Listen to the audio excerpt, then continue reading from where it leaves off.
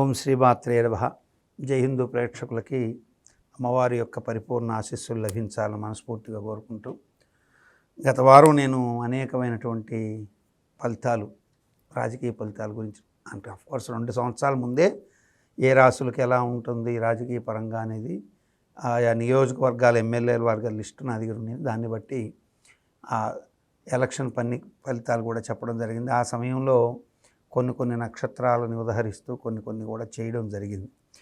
ఇక తులారాశిలో చిత్తా నక్షత్రం, స్వాతి, విశాఖ 3 నక్షత్రాలకి, చిత్తా నక్షత్రం వారికి ఈ వారం భార్యతో ఉన్నటువంటి విభేదాలు సమసిపోయేందుకు కొంత అవకాశాలు ఉన్నప్పటికీ, అది మీరు కనుక పర్సనల్ ఈగోస్కి ఎక్కువగా వెళితే, ప్రతి విషయాన్ని కూడా సాగదీసే ధోరణికి వెళ్ళడం, అనవసరమైనటువంటి గ్యాపింగ్ పెంచుకోవడానికి ప్రయత్నం చేయడం చేస్తే అవి ఖచ్చితంగా మీకు హెడేక్గా మారే అవకాశాలు ఎక్కువగా ఉంటాయి.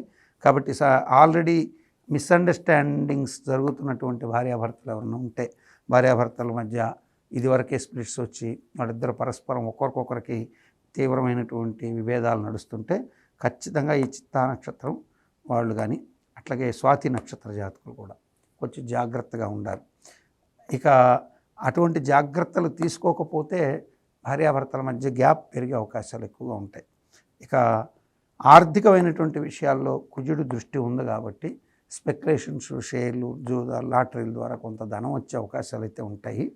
అయితే ప్రత్యేకంగా మీరు ఒక ట్రెండ్ని, అంటే జరుగుతున్న దాన్ని అంతా ఫాలో అవుతూ పెట్టినటువంటి కొన్ని ఎఫర్ట్స్ ఉంటాయి కదండి, స్పెక్యులేషన్స్, షేర్లు, వీటిని అనుసరిస్తూ ఉంటారు కొంతమంది. షేర్లు వీటిని ఎట్లా, ఏ షేర్ ఎలా ట్రెండ్ అవుతుంది, ఎలా అట్లా ఒక ట్రెండ్ని అనుసరించి మీరు చేసుకుంటున్నటువంటి గతంలో చేసినటువంటివి అవన్నీ కూడా మీకు ఒక గొప్ప పేరు తెచ్చే అవకాశాలు ఎక్కువగా ఉంటాయి.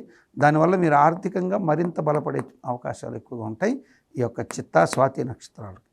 విశాఖ వాళ్ళకి మాత్రం ఈ వారం డిస్కాస్టింగ్ పీరియడ్ అండి. అన్ని రకాలుగా కూడా చూస్తే అనవసరమైనటువంటి వాద ప్రతివాదాలు చిక్కుకోవడం, అనవసరమైన ఉద్రేకాల వల్ల కుటుంబంలో ఒక కలహాలకు కారణం అవడం, ఇటువంటి ఇబ్బందికర పరిణామాలు ఎక్కువగా ఉంటాయి.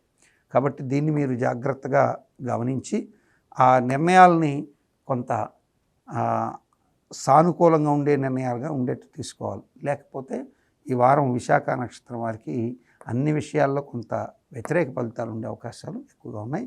కాబట్టి తస్మాత్ జాగ్రత్త అని చెప్పడం.